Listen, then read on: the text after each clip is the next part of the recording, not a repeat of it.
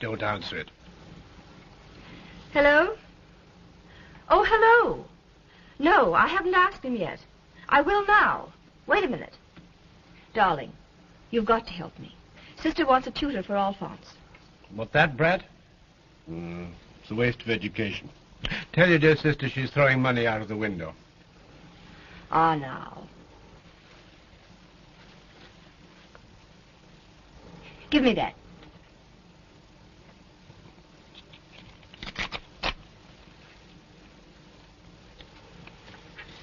Hello?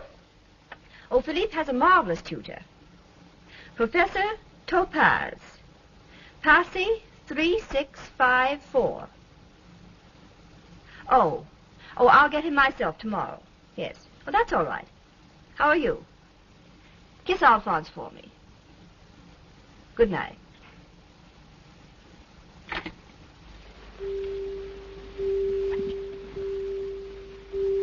Sounds. What's wrong? I have to go. You don't love me anymore. Darling, I adore you. But you know as well as I do that I must get home to my wife.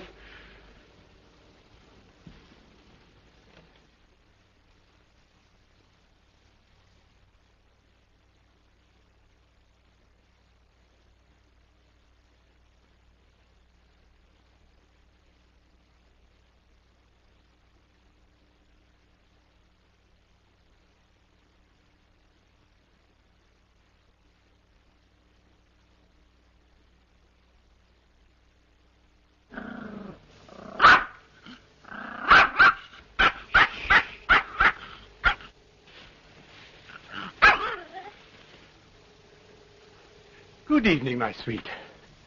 Where have you been? Exhausted, darling. I'm exhausted. I've had the most tiring day. As it was, I had to leave before the conference was over. Did you miss me? I've been almost out of my mind waiting for you. Hortense, I draw the line at sleeping with Max. Now, he has his own bed. Now you leave him alone. He's nervous. Oh, Philip, I don't know how to begin to tell you. What? Promise me you'll control yourself. Darling, I'll be as stoical as a turtle. Something dreadful has happened to our son. Well, he'll outgrow it. Philip de La Tour, I'm talking to you. Come here at once. This is what the Stegg Academy thinks of your son. Charlemagne de La Tour. Geography 0, mathematics 0, chemistry 0, history 0, general knowledge 30. Signed, Auguste A. Topaze. Ha! Fascinating record. Must have had an off month.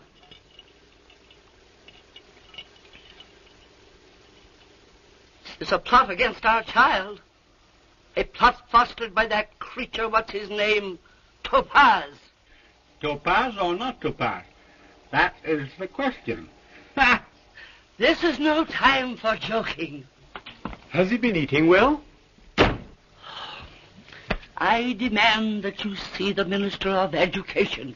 Darling, I doubted he could spare the time for tutoring. You'll drive me mad with your levity. Did I hear you call me, Mama? Yes, darling. How do you do, my fine scholar? I've just been looking over your astonishing record. Philip, don't make the child cry. I won't cry, Mama. Oh, darling.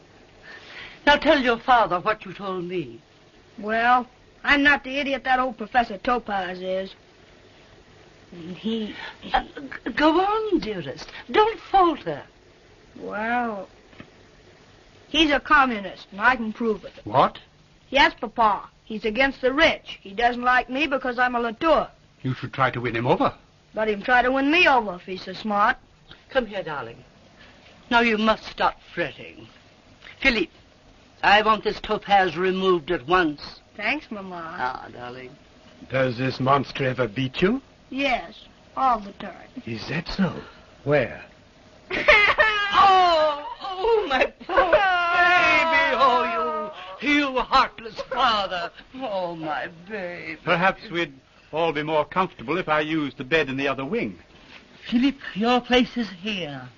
Darling, I must get some sleep. I have to be up very early.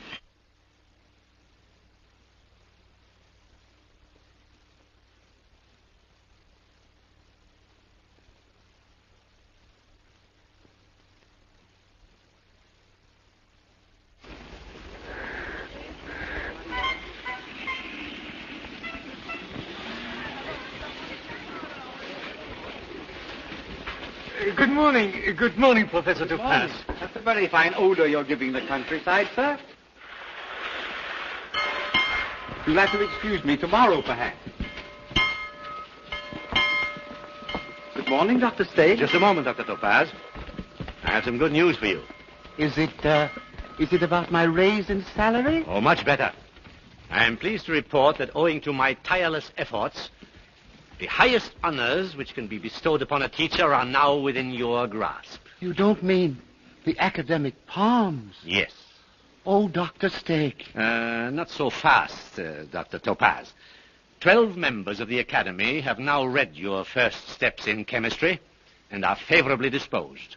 There remain but 8 members, which is 3 members less than last year. Then, I shan't be mentioned in this year's list. Yes and no. Colonel Lepinas informs me that you have been awarded the academic palms in a spiritual, but not in a political sense. That is to say, morally. Morally? Well, that's something, isn't it? That's very nice. It gives me great hope. Have you done the potassium lesson? I should say not. You better look at it. It's pretty hard. Here it is on page 86.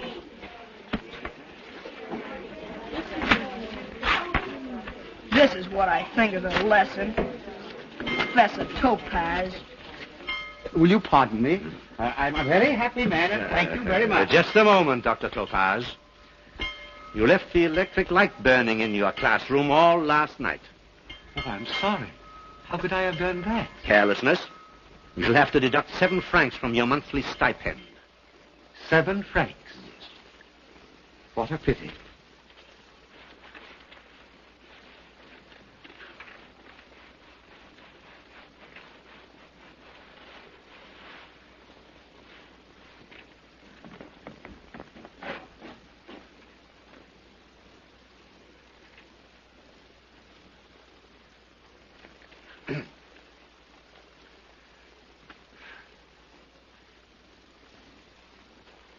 Monsieur Duval, you have again neglected your duties toward the calendar. I am annoyed. This is your 3rd offense. I regret I am forced to remove it from your charge.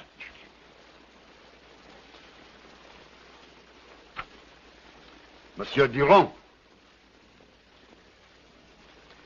in recognition of your good marks, the calendar is entrusted to your care.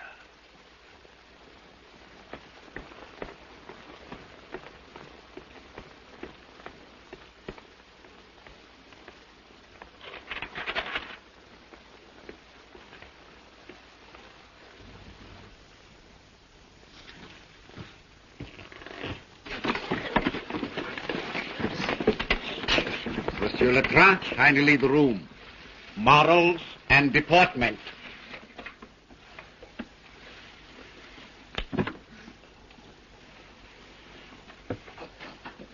Monsieur, let this be a lesson to you that Professor Topaze has eyes in the back of his head. You may return to your seat. Thank you, sir. Before we go any further, gentlemen, I wish to appeal to a boy who has been annoying our class for several days. I willingly forgive him for his past offenses, but I must appeal to his moral sense to discontinue his inopportune and undesirable melodies. I know I shall not appeal to his moral sense in vain. Very well. Dishonorable miscreant, you have bearded the lion. Beware. Gentlemen, I ask you to ignore these and other future noises. Act as if they did not exist. Today, we are not going to concern ourselves with chemical equations, geographical questions, or matters of historical import. We are going to consider things of a deep and fundamental nature. I refer to the question of good and evil. We are going to dwell on the habits of civilized peoples.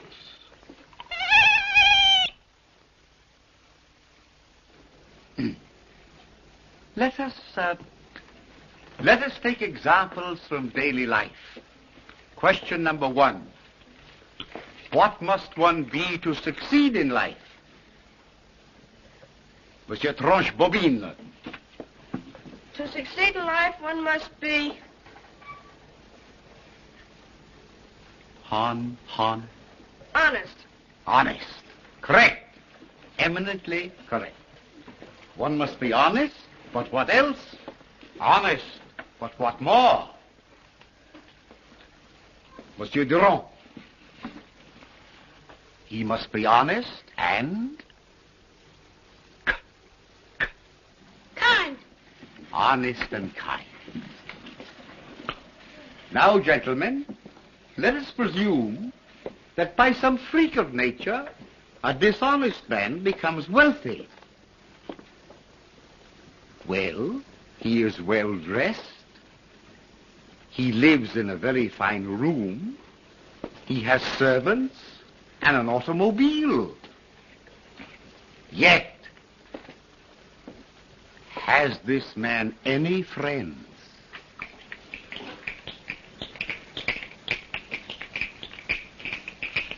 Monsieur La Tour. Yes, lots.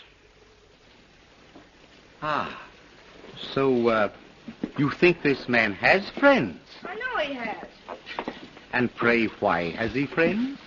To ride in his automobile. No, my dear Monsieur La Tour. Those are not friends. Such people, if they existed, would be merely vile parasites. The man we are describing has no friends. The people who knew him before, learning that his fortune was not legitimate, would flee from him as from a plague. What does he do? He moves into another mansion. Possibly. But, may I ask, would he be any happier in his, shall we say, mansion? Yes, if it's a nice neighborhood. No, my dear sir. He would be happier in no neighborhood. This dishonest man, wherever he goes, whatever he does, will be inevitably tortured by the disapproval of his... I know. One moment, please, gentlemen. I will give you an opportunity to redeem yourself, Monsieur La Tour. The disapproval of his Constipation?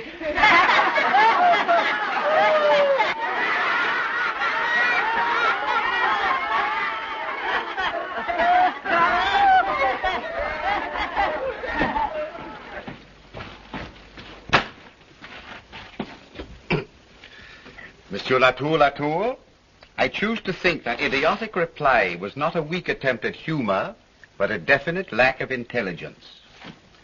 0.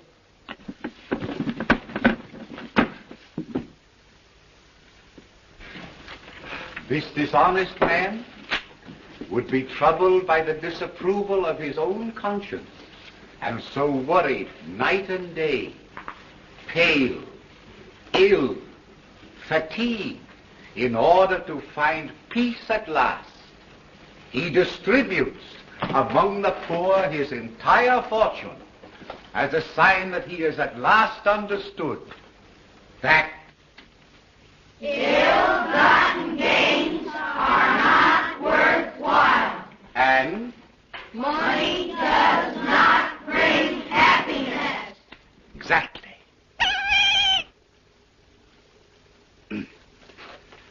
Now let us turn to a brighter picture. What is the fate of the honest man?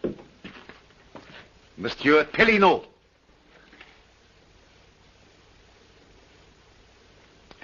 What is the state of the honest man's mind at the end of his day's work? He's exhausted. Have you forgotten what I have so often taught you in this class? Is work tiring? Monsieur Cordier. No, sir. Work tires nobody. Only laziness is tiring. Laziness is the mother of all vice. Excellent. Monsieur Cordier, you will have 100.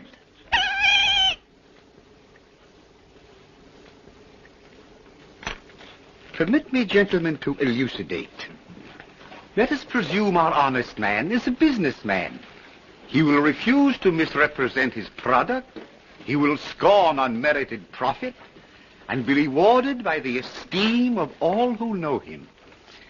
If a war breaks out and he has the good fortune to be wounded, he will be instantly awarded a decoration by his government.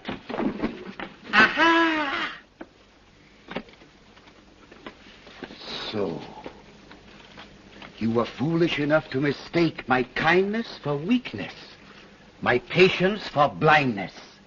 My young friend, the velvet glove conceals a hand of steel. You see that hand? If you resist it, it will break you. Monsieur La Tour.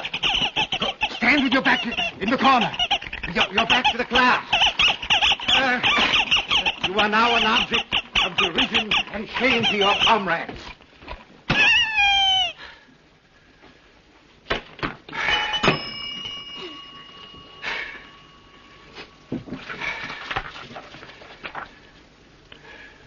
Gentlemen, do not be unduly depressed by this painful incident. I shall go on with the class as if nothing had happened. As for you, Monsieur La Tour, I will not yet pronounce sentence. I condemn you to a state of uncertainty.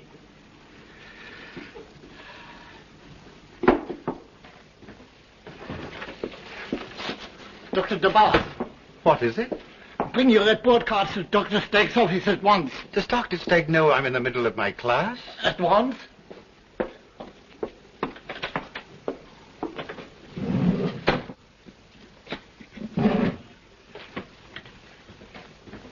Gentlemen, I wish you to take advantage of my absence by discussing among yourselves this question of good and evil and the problems of civilization.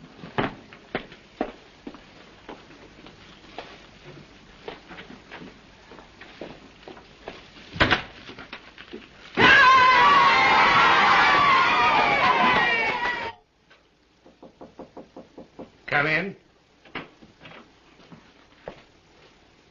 Close the door.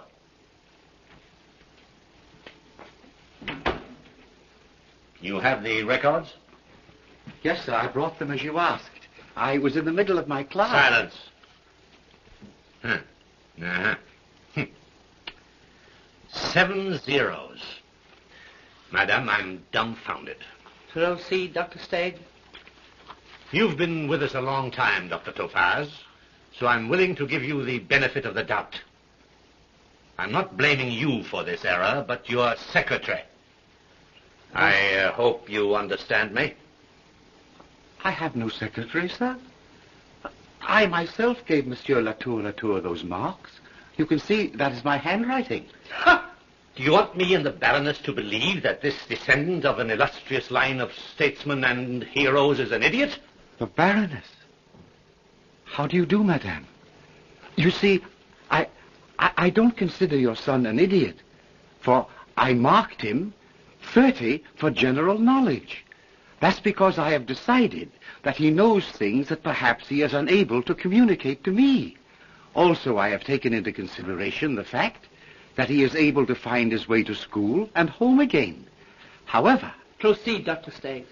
Permit me to explain, Dr. Stegg, the meaning of those zeros. You see, the child is totally unconcerned with education. He confuses himself by playing music on a miserable little instrument. He throws, if you will pardon me, stink bombs and whatnot. That is what I call the active state. Ha! On the other hand, he will look at me with a kind of thick, myopic expression. And although he is apparently listening intently, and his eyes are wide open, he is asleep, madame. And if I speak to him suddenly, he falls off his seat. That is what I call the passive state. Sir, you've said enough. You've convinced me that Madame is right in every one of her accusations. Dr. Topaze, you've been guilty of favoritism. Sir, I have been honest. Ha! Either this creature is dismissed, or I withdraw my son and bring the forces of the government to bear. Madame, I beg you listen. Sir, you are a vile radical. Madame, my sympathies are entirely with the capitalists. Topaze, you're a fool. Go back to your class. Pack your belongings and leave the faculty you've dishonored. You're no longer a member of my academy.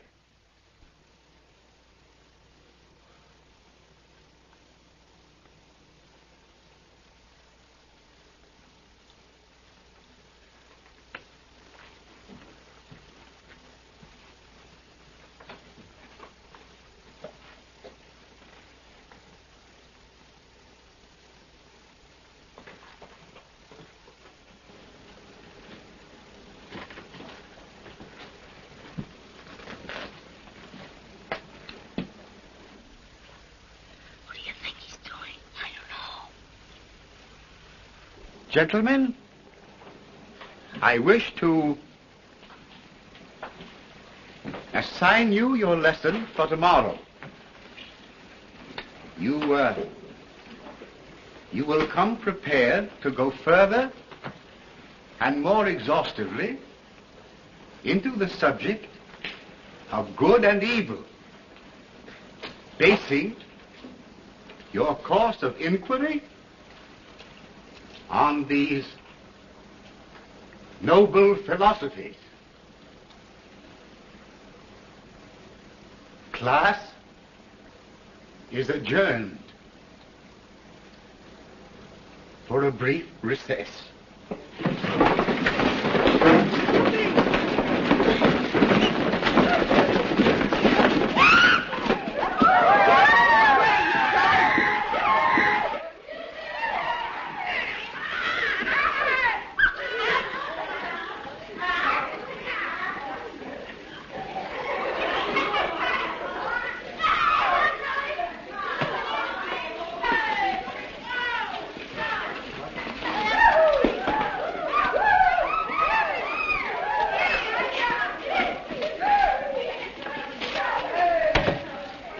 Coco, after leaving you yesterday, I investigated this man, Topaze. I strongly recommend against his employment. Oh, but he's coming this afternoon. Give him his bus fare and tell him that Alphonse has the measles. Better make it scarlet fever. Is the Baron in? Dr. Baum to see the Baron. Please. No business this evening. My dear, that's the chemist from our bottling works. I'm naming a new water after him. Sparkling Baum. Send him in. I must be nice to him, Coco. Dr. Baum lends his name to this concoction of ours and makes it possible for the public to believe in it. As he baptizes the water, so to speak. Madam, good evening. Baron, good evening. Doctor, good evening. Sit down, Doctor. Baron, I have come here to make one last appeal to your better nature. You mean you have something unpleasant to say? Very. Proceed. I am not going to allow my name to be placed on the water we are inflicting on our public schools. Point number one, you obtain the concession by bribery and corruption. Eh? Point number two, this liquid has no value of any sort. It teems with microbes. Baron, I cannot lend my scientific integrity to a swindle. My conscience refuses. You're being paid handsomely for that spiritual discomfort? As long as you confine your deception to reasonable limits, I was willing to condone matters. But now... In other words, you're not an honest man, but a nervous one. Sir, I am a normal citizen. Exactly. I ask you to reconsider this swindle against the schools of the nation. You're also asking me to throw away some millions of francs, my dear doctor, as a sop to your cowardice. I grant you we are misrepresenting our product, and that it is a liquid totally unbeneficial to its consumers. On the other hand, our advertising will convince people that it is good for them, and once being convinced, they will be improved by its consumption. Sophistry. Baron, I resign. I will not allow my name to become a symbol of corruption. My dear doctor, I hope you won't regret your sacrifice. Never. Madame, good evening. Baron, good evening. I leave this house an honest man. Now, then let me be the first to congratulate you. I don't think you handled that so well. I could have induced him to stay in a minute by offering to double his 30 pieces of silver. Why didn't you? You can't sell the water without some sort of scientist endorsing it, can you? I dislike and distrust men who are always offering to resell their honor. Bob's a fool. You've always said that was the sort of man you wanted. No, I was wrong. What I want is an idiot. Either a thorough scoundrel or a complete idiot. And I don't like scoundrels. They're too competitive. But idiots are hard to find, I should think. Oh, no, not in the scientific world. So let us pray, darling, that Providence sends us an idiot. Mademoiselle Darfeuille, whom shall I announce? Professor Topaze.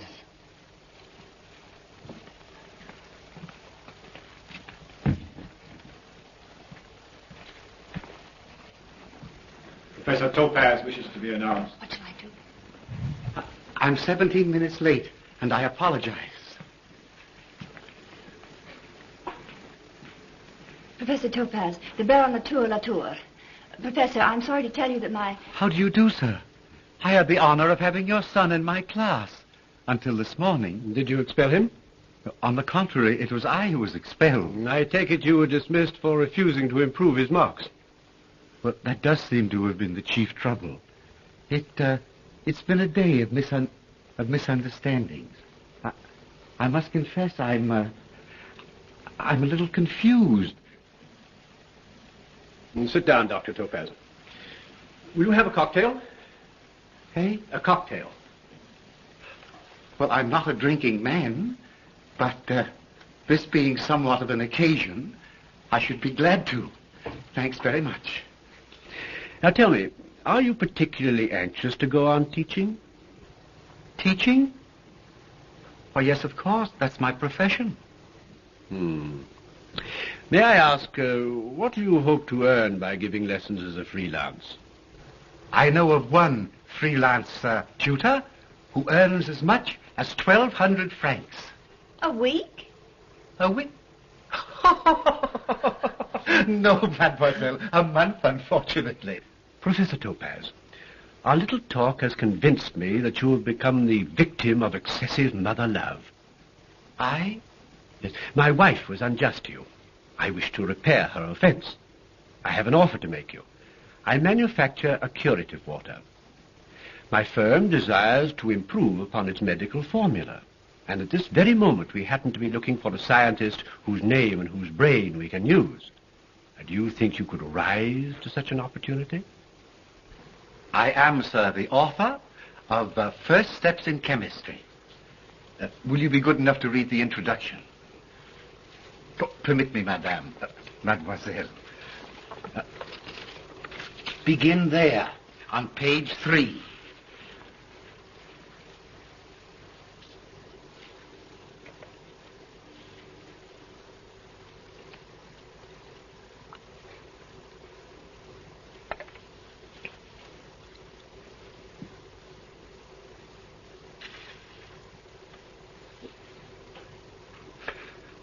Biscuit, sir? Biscuit?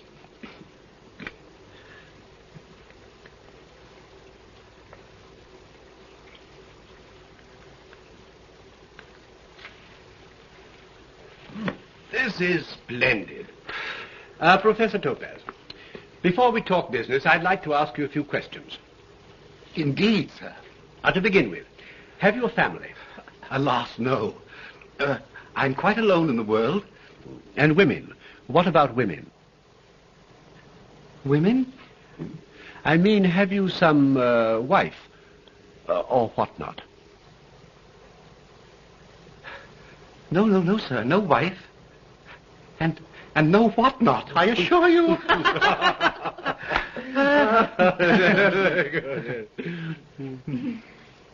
Well, then with whom do you usually associate? Well, I sometimes see an old army friend. He's become a waiter in a cafe now, poor chap. Professor, Providence sent you here. I'll not take no for an answer. I engage you. Your salary will be 4,000 francs to start with. 4,000 francs? A month?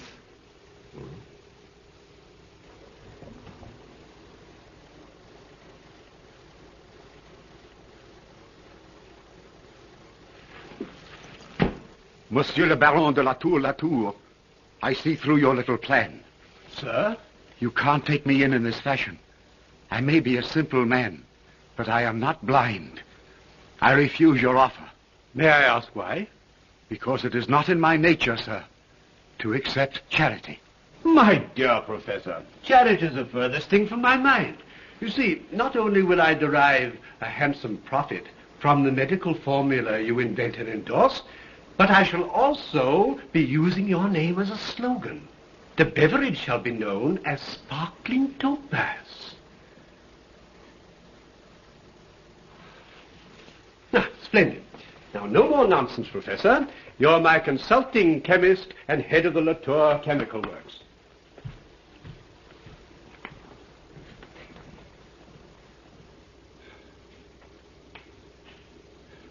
This unaccustomed drink has made me a little bit dizzy. We'll draw up a contract immediately. The war interrupted my researches. You'll be able to resume them now. Yes, we expect a fine medicinal formula from you. Have you any particular disease in mind? No, just a general laxative, tonic, and health builder for the school children of the Republic. Oh, that is something worthwhile. A few hours ago, I was a complete failure. And now I'm... Consulting chemist at 4,000 francs a month and creator of Sparkling Topaze. Sparkling Topaze.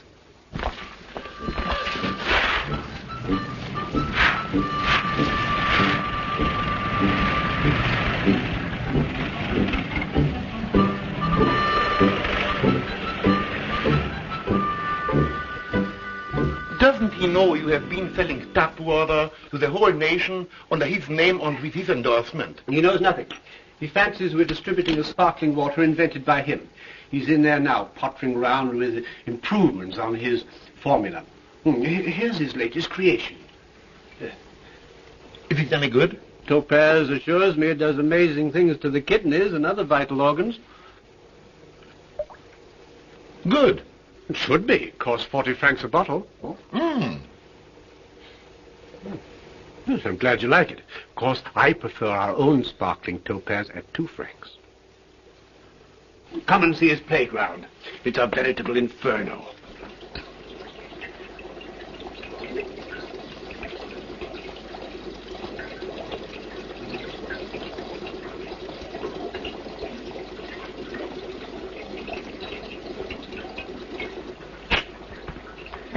Professor Topaze, this is my friend, Henri de Perde. He's a very prominent politician. Oh, how do you do, sir? Ah, Professor. I never met any politicians, but I've always admired them from afar. You've seen them at their best. Why don't you two go outside where you belong? We were quite happy without you. Permit me, sir, to show you a drop of the water formerly manufactured for the Baron.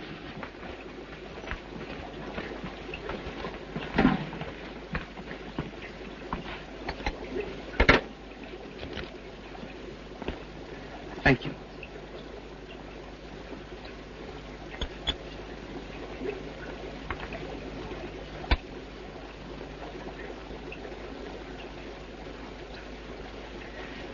Will you look through there, sir?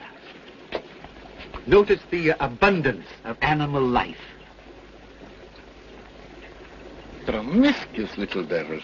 7 million in every drop. Now here is the drop of the new water, distilled 3 times, containing phosphates, iron, and innumerable vitamins.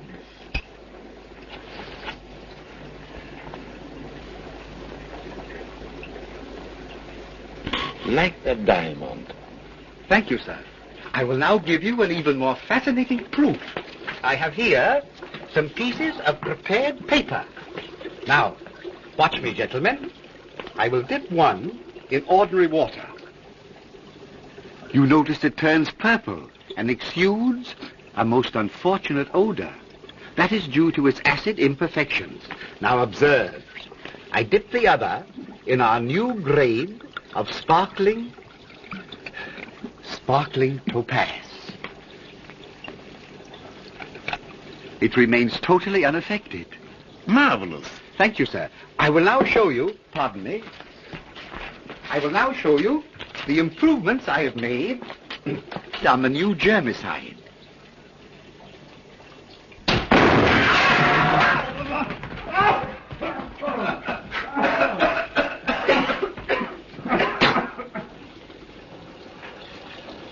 What a pity that was unexpected. Are you hurt? That was my fault. I left some acid in the jar. Pardon me.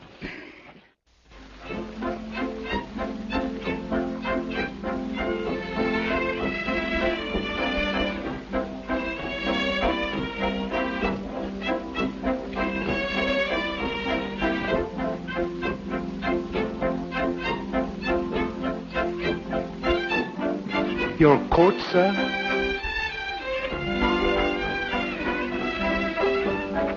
Oh. Excuse me, please. Your hat.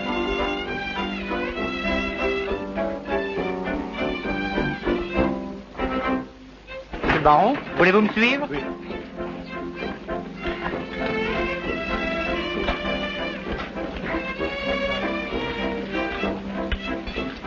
Sit down here, Professor.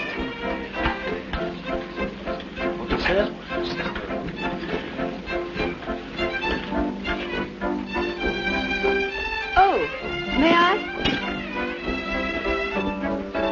Look.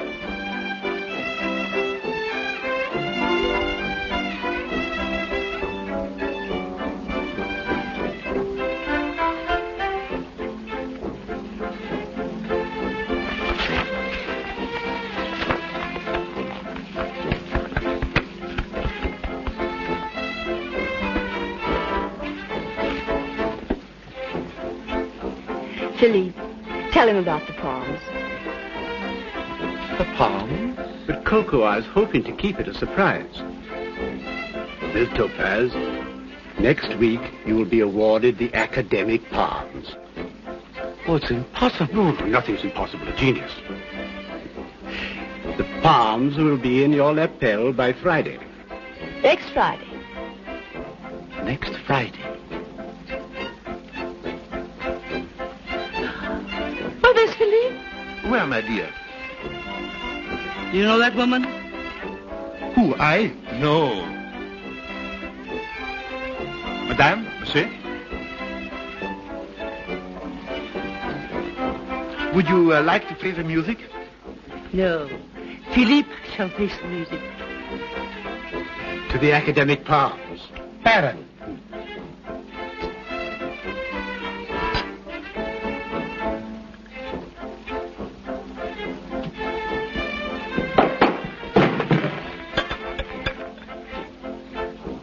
Well, Philippe, you seem somewhat surprised. At what?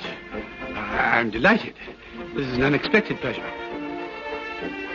Permit me. My wife, Dr. Topaze and Madame Topaze. Madame Topaze, delightful. Who did you say? My wife, Professor. How do you do?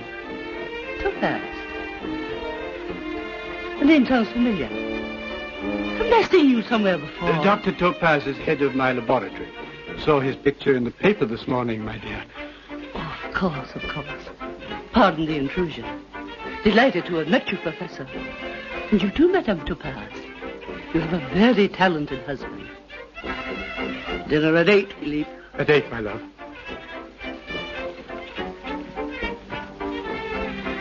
She didn't recognize me. Excuse me. Oh, please, my dear. What's the matter? Baron, I'm afraid you hurt her feelings. You shouldn't have called her Madame Topaze, even in jest. Goodbye, my dear Professor. Let's go with her. We must lunch together again soon. Maxie, darling.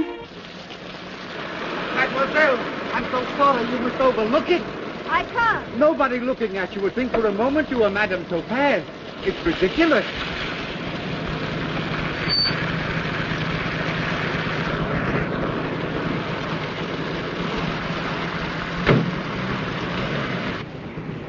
Where are we going? You know, it was a dubious jest, calling you Madame Topaze, and I sympathize with you. There are times when I myself have almost wept to be called Monsieur Topaze. Please stop it. But you're crying. I must do something. You're really out of your head. Hey? Yes, you're insane. Completely insane. Oh, I think you misjudge me a little. Do you want to know why I left the table? You had nothing to do with it. Good heavens, I wasn't even thinking of you. But now you're just being kind. Oh, stop babbling like a child. I'm as sensible as ever. Professor, you're deaf, dumb, and blind. The Baron introduced me to his wife as Madame Topaze because he was frightened out of his wits. Of what? Of her finding out. Of her even suspecting something. The way he turned pale and shivered in his boots. Palming me off as Madame Topaze. Shivered in his boots? May I ask why he should do that? Because he's my lover.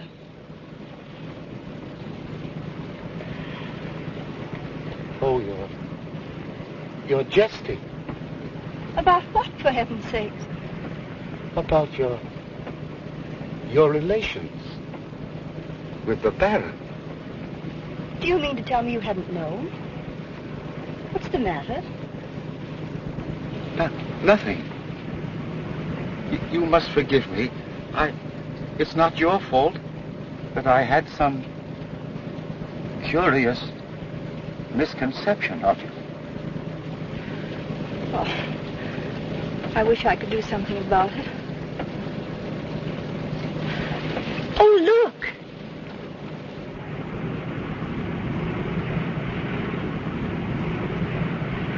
You're no longer a little schoolmaster. You're a great man now. I don't feel like a great man.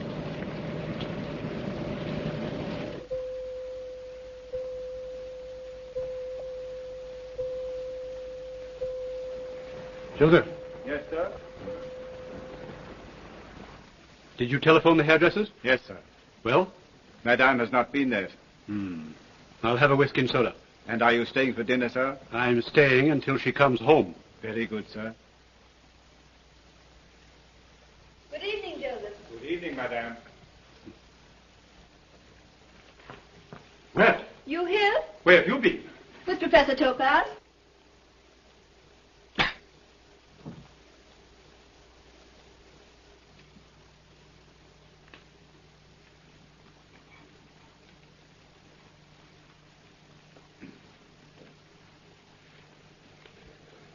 Just a moment, Topaze. You seem a trifle nervous, monsieur. I am. Sit down.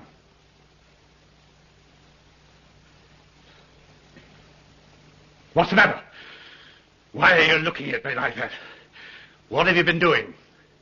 Nothing. Topaze, until this moment you seemed an honorable man.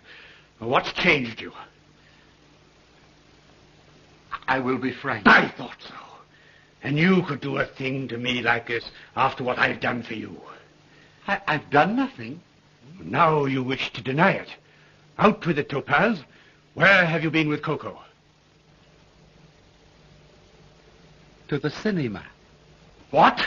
Yes. Very pretty. May I ask what picture you saw? Why, yes. It was entitled Women of Passion. You know, I never imagined that people comported themselves in that manner. Although innocent of any wrongdoing, she was driven into the street, where the Argentine was waiting. Now, quite unaware that he'd made this bet, she foolishly accompanied him. Forgive me, Professor. You belong in a fable. Huh? Monsieur de Fairville and Dr. Baum, sir. Philippe, you must do something or we are ruined. Ruined? I doubt it. Take your hat off, Henri. It'll quiet you. And sit down. Dr. Baum, be seated.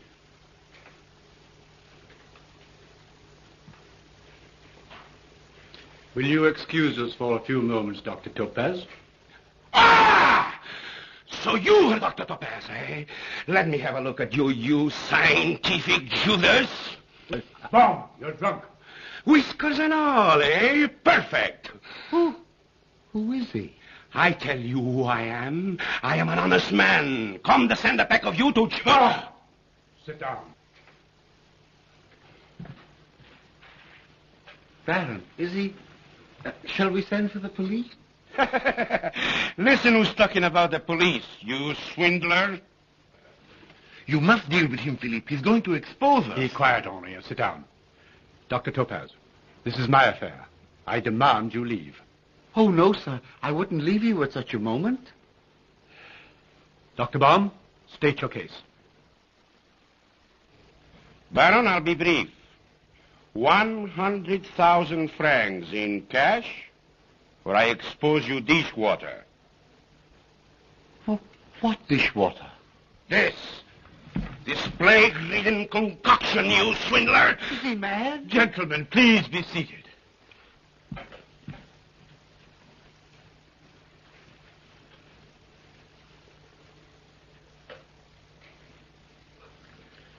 May I trouble you, Henri? File 3, draw 12. Your visit, Dr. Baum, is not entirely unexpected. So you'd like 100,000 francs for your goodwill? Yes. And here, my foolish fellow, are what in melodrama are known as the papers. I am in no mood for jokes. Allow me. It is my turn to be objectionable. In 1924, a certain Emile Winkleman was employed as superintendent of the charity hospital at Marseille, a short, squat, peculiar-looking fellow with what is known as an Assyrian beard. Are you listening, Dr. Baum? Don't go. I'll be brief.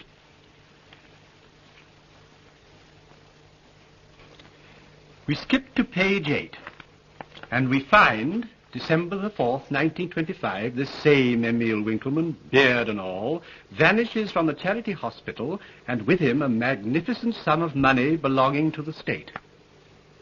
There's a great hue and cry, but Emile is never seen or heard of again.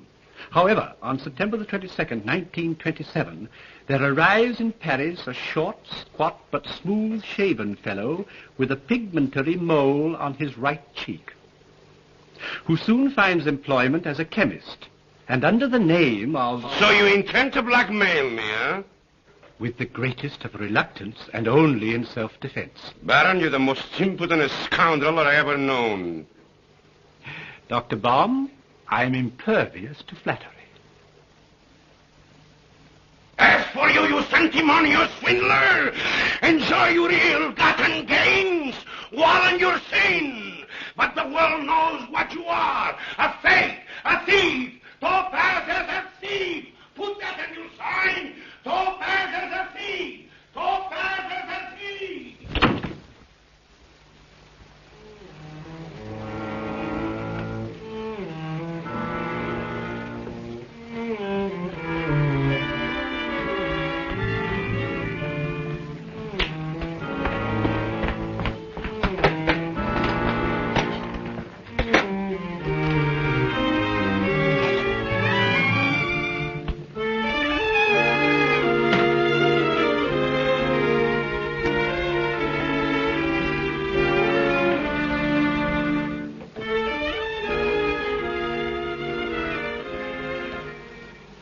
Oh.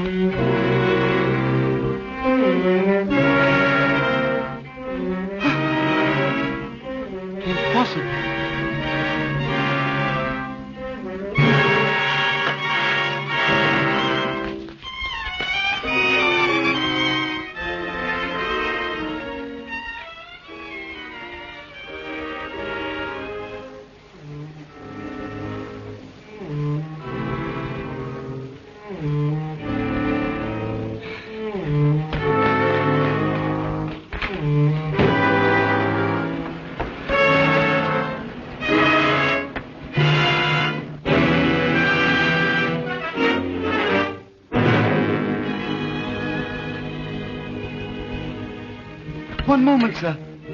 Pardon me. Bon, nom de Dieu, qu'elle m'a foutu là, je vais me taper la police, là, hein? Oh, sale.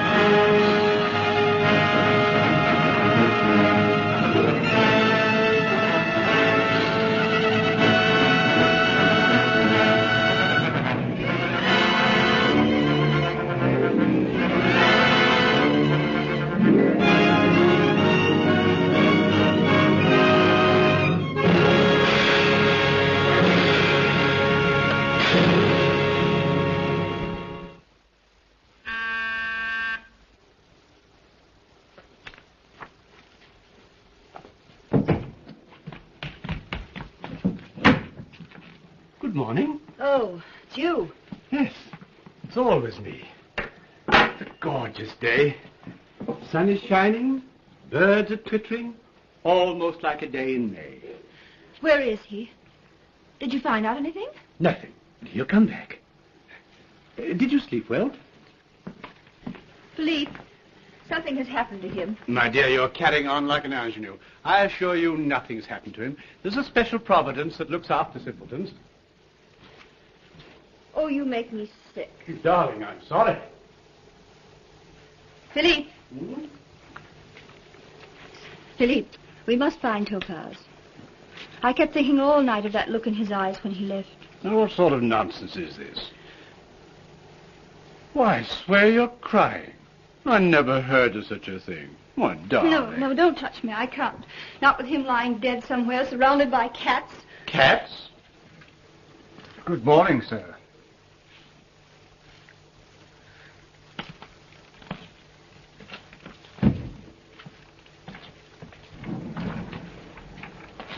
Auguste, you're hurt. Oh, you poor man. Where have you been?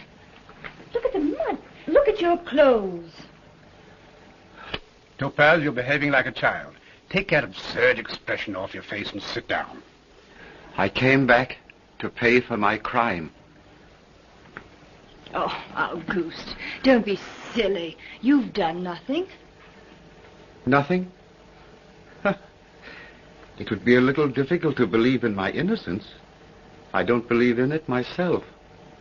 They will say nobody could be as great a fool as Topaze. It would be straining the credulity of the court. What court? The court before which we must stand and be convicted for what we are. Thieves.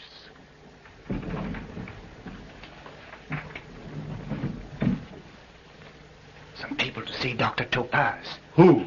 Quite a delegation, sir. Some are in uniform. The police.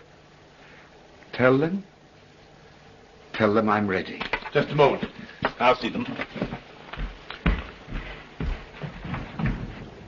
Oh, here we are. Henri, bonjour, mon colonel. Colonel. So you came back to share our fate. Yes. You silly creature. You're so foolish you make me ashamed. Well, my fine criminal, are you ready for the police? I am. Gentlemen.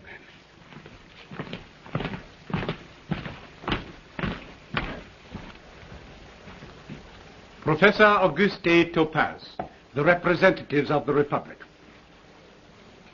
Professor Topaze, I've been delegated to confer on you, all too tardily, that honor which you have merited by your work in the field of science, the academic palms. The palms. Oh, just a moment, gentlemen. Gentlemen, Dr. Topaze is a man of deeds, not words. He's overcome. Out of respect for his feelings, gentlemen, will you make the ceremony as brief as possible? What's the matter with him? He's drunk. Hurry up. Professor Auguste A. Topaze, teacher, scholar, scientist, and author, for your diligence, for your learning, for your humanitarian labors, as head of the La Tour Chemical Works, I, Henri de Serville, in the name of the Republic, confer on you the insignia of the academic palms.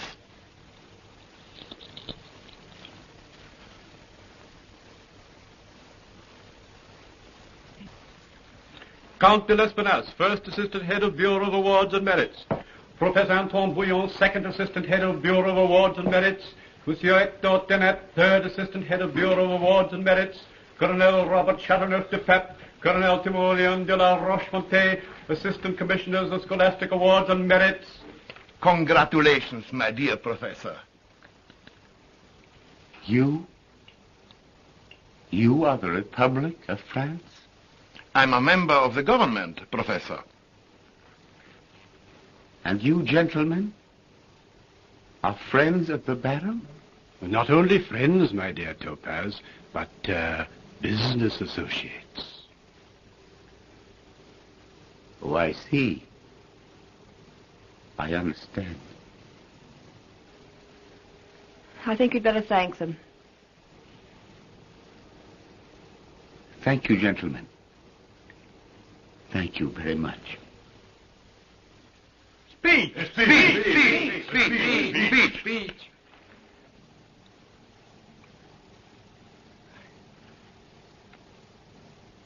I can merely say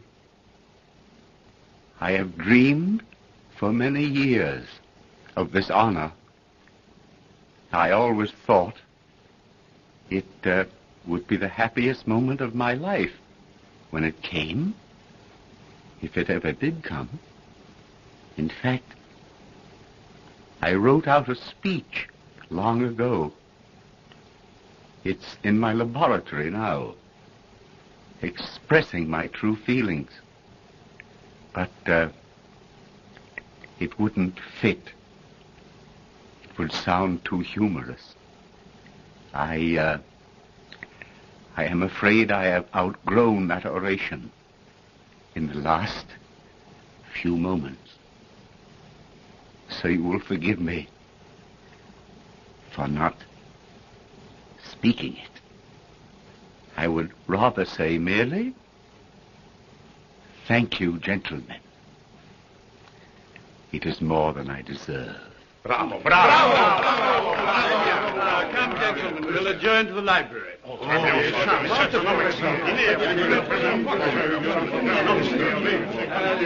Joseph, some champagne.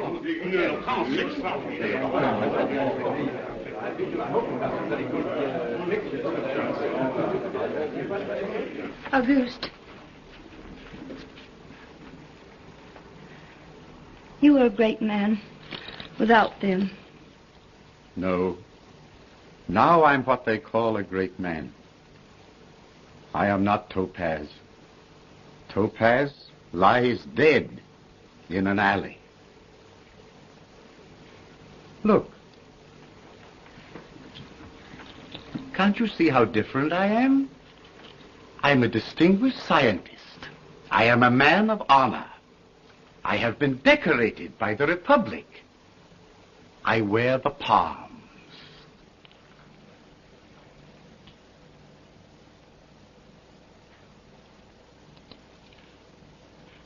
Coco, do you know of a good barber?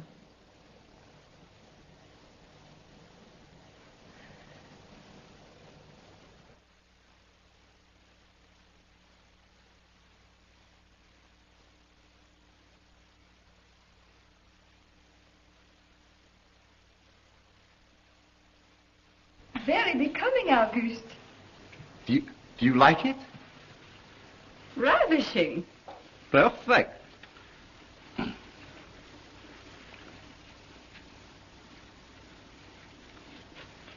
Exquisite. Is the back snug? Like a glove. It's for the races. Look, it has a double-breasted waistcoat.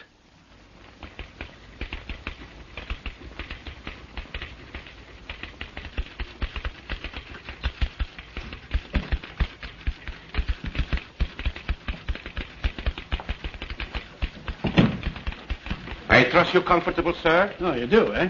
Dr. Topaze sends word. He will contact you in 5 minutes. Well, I'm on it. Now listen, you incarnate prickly heat. Ask Topaze what he means by making me wait 25 minutes. The man has delusions of grandeur.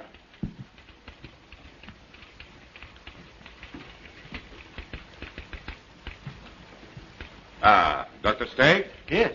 It is now a matter of 20 minutes to a half an hour. Tell him we are quite comfortable. Thank you.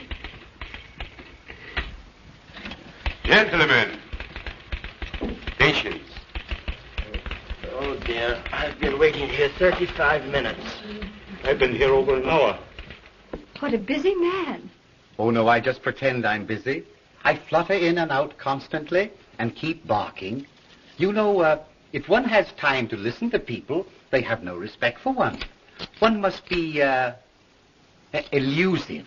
I've kept Dr. Stegg waiting 20 minutes already. In another half hour, he'll be in complete awe of me. Dr. Stegg, isn't that the wretch Who threw me out of his school? It is. Now he wants me to honor him by attending his graduation exercises this afternoon and distributing the prizes among his pupils. Fancy.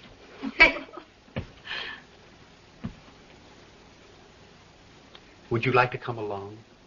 Oh, that'll be fun. But you might have called for me, instead of summoning me here like a tyrant.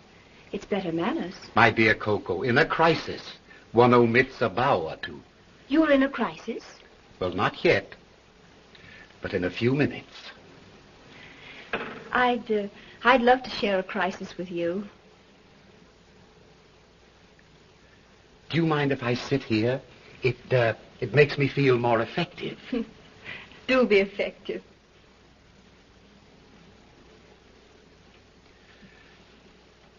Send the Baron de La Tour in, please. Auguste, what are you up to? The most frightful villainy. Shh. I'm sorry to have kept you waiting. I don't mind humoring you, Topaze, but don't overdo it. Well, what are you doing here? Visiting? I sent for her. I have a matter of grave importance to take up, sir. What a man. Always flinging matters of grave importance at my head. Coco, do you mind sitting over there so I can't see you? Certainly not. Is this the crisis? It begins now. Oh, what sort of charades are these? I am just trying to think how to begin the matter. A disciple of mine should always come to the point, immediately. Thank you, sir. I am receiving 8,000 francs a month as chief of the La Tour Chemical Works. We both know they are non-existent. Proceed. Really, if I took my job seriously, I should have nothing to do at all. So I have decided I should be more honestly employed as... Cigarette? No, thanks. As a partner. What? What are you raving about? I am asking you, sir, for a third interest in this thriving concern. Topaze, you delight me. Such effrontery is refreshing. I am very much afraid, sir, that you underestimate me. I repeat my request, ominously. Ominously? Topaze, do you realize how much a third interest in the business would be? To a fraction, sir. Coco, I'm disappointed in our little professor.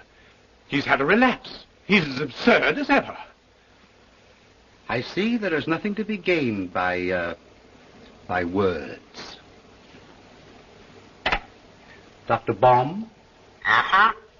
Draw 12, file 12. Uh-huh. Baron, I am about to be very objectionable.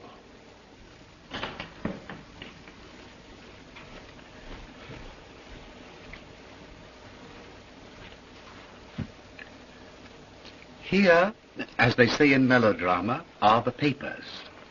You will find written out here a complete report of your relations with Coco. Dates, sayings, and doings. Oh.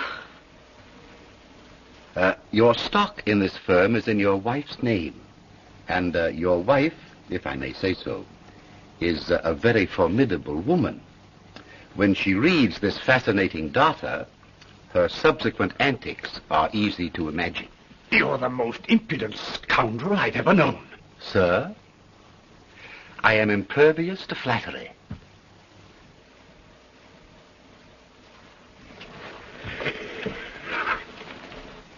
To think that I nourished and reared that Frankenstein under my own roof. Philippe, is that all you have to say? Are you going to give in? A difficult situation. Allow him to adjust himself.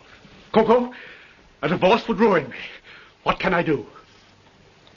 Softly and silently vanish away.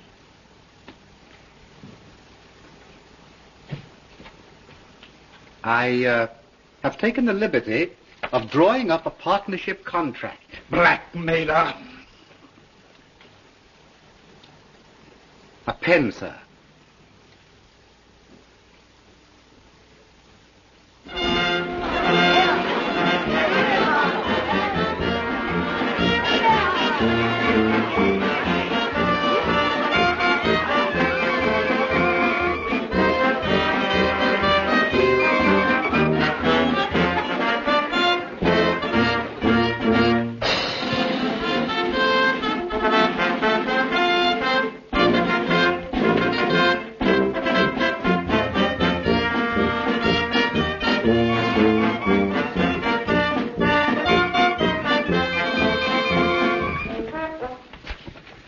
Gentlemen of the Stegg Academy, and you, my dear parents, we are signally honored today in having with us an old friend. I'm sure we can all call you friend. An old friend whom I've induced to return to the scene of his first success. Silence, if you please. Gentlemen, nobody realizes more than I that this is the great day of your lives. I wish to announce that in addition to the prizes which are to be awarded to the individual students for their diligence and brilliance in individual subjects, the Academy this year has selected for its banner pupil, its model of intellectual youth, none other than Monsieur Charlemagne de La Tour.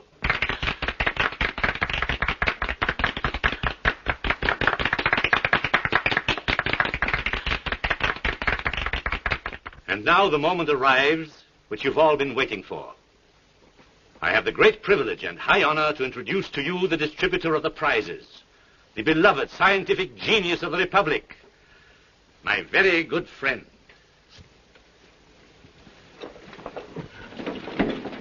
We welcome you back, Dr. Topaze.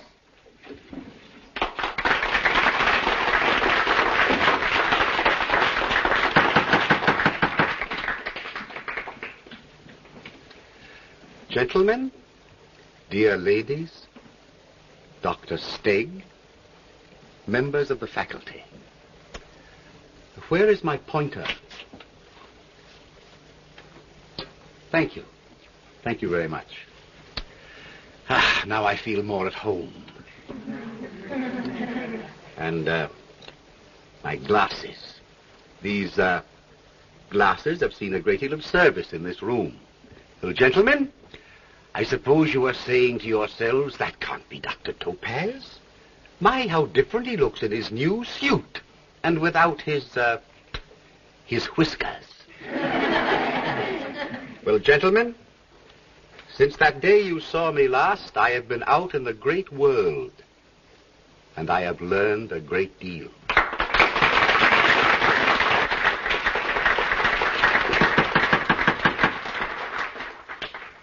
You have noted, gentlemen, that I have changed. But it pleases me to see that here nothing has altered. The mottos, they are all the same. Like yourselves, I studied them a long time, and I learned to know them well. But, my dear children, I have something rather sad to tell you. It will surprise you to know that, unlike the lessons you have learned here, in the outside world, honesty is not always rewarded. Very true, sirs, very true. I can even say, Dr. Stegg, that villainy often receives more applause than virtue. Gentlemen, the world that lies outside that door is a most upside-down place. You will be shocked someday when, full of maxims, mottos, and education, you behold injustice triumphant and wrongdoing receiving the rewards which should be given only to the virtuous. Doctor, please, you forget yourself. Dr. Stegg thinks I am forgetting myself. Alas, I remember myself too well. Gentlemen, regardless of what the world outside is like, within these walls, which are still dear to me, injustice shall not triumph, nor wrongdoers be rewarded. I have been instructed to deliver the highest school honors for diligence, deportment, and talent to one Charlemagne de La Tour. Monsieur de La Tour, kindly step forward.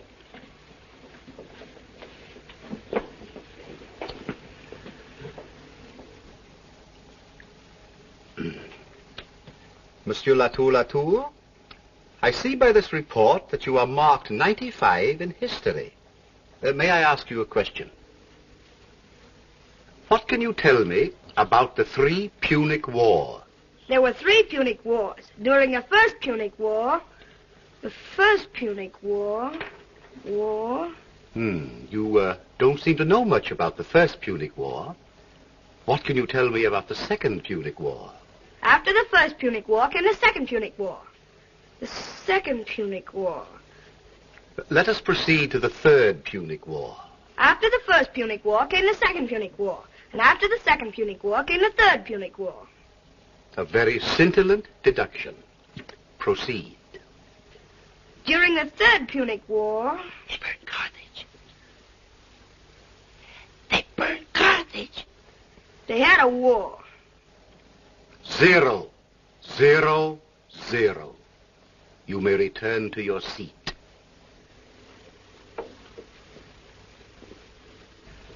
Can anyone answer the extremely complex question I have just asked concerning the 3 Punic Wars? Are you sure you all know? First Punic War, 264 BC. Second Punic War, 218 BC. Third Punic War, 140 BC. Second Punic War,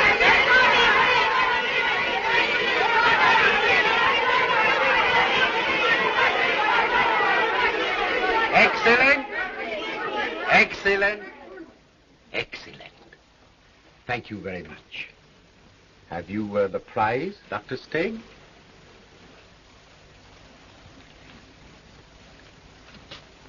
I award the symbol of learning to all of you. I give it you with the request that when you have entered the world and witnessed there the strange evidences of amazing injustice, you will remember that once at least, through the unworthy hand of Professor Topaze, virtue triumphed and honesty was rewarded, as read the mottos on these old walls.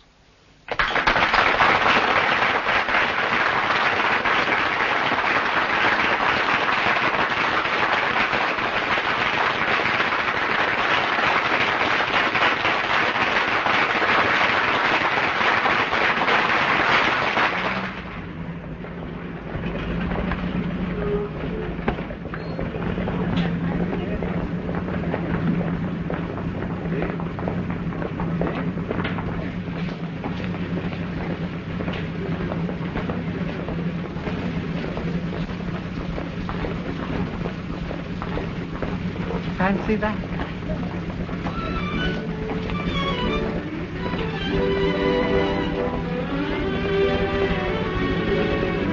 Back at 11.